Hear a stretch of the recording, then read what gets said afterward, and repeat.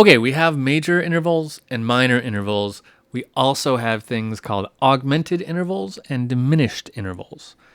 You can think of an augmented interval as like a super major interval. It's a little bit too big to be a major interval. And a diminished interval as kind of like a super minor interval. It's a little too big or a little too small to be a minor interval. Now, in order to fully explain these, I want to look at two new symbols that we've never seen before. We have them right up here.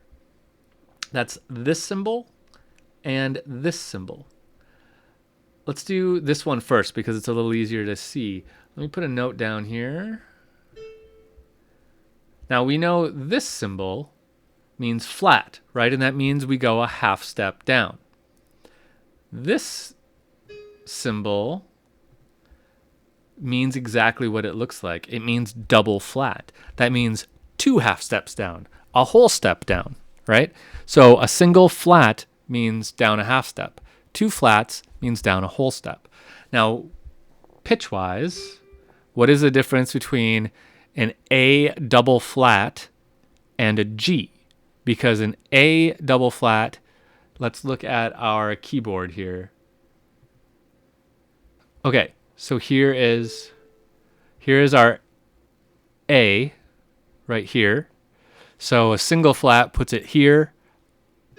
A double flat puts it here, right? On a G. So what's the difference between an A double flat and a G? Nothing. They're going to sound the same. They're going to sound exactly the same. They are both sonically, meaning the way we hear it, they are both a G. But sometimes we have a need to do this double flat kind of thing. And there are reasons that we need to do it. It's fairly rare in modern music. It's extremely rare in pop music. But sometimes it does exist. And we can go the other way as well. This symbol, let me put another note down. Here's an A. This symbol means double sharp. Now, why do we have that symbol instead of just 2 sharps? I don't know. Somebody came up with this symbol. Maybe having 2 sharps side by side was ugly or hard to read or something. I don't know. But we use this symbol to mean 2 sharps. So that means it's up a whole step. Okay? So, this is where we start scratching our head. Let me do a third. This is a major third. Okay? F to A. What if I did this? F to A sharp.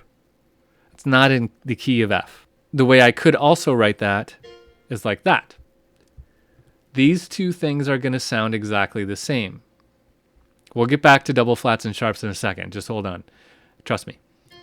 So these are going to sound the same because A sharp and B flat are the same note. But what do we call these intervals?